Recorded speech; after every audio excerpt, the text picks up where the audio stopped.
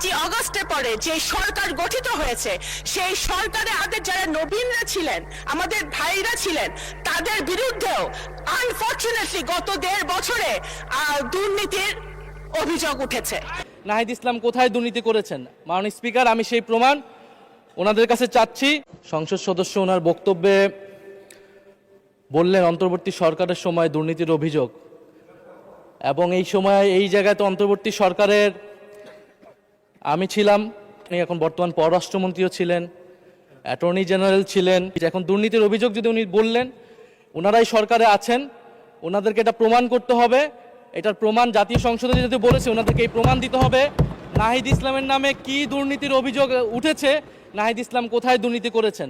আরেকটি বিষয় মাননীয় স্পিকার, আপনার দৃষ্টি আকর্ষণ করছি, কারো ছোট ভাই হিসেবে আমি এখানে আসিনি, ফলে সবাই মাননীয় সংসদ সদস্য হিসেবে সবাই যে সম্মান মর্যাদা প্রত্যাশা করে, সবাই যেটা পায়, আমরাও কিন্তু সে একই জিনিস প্রত্যাশা করি।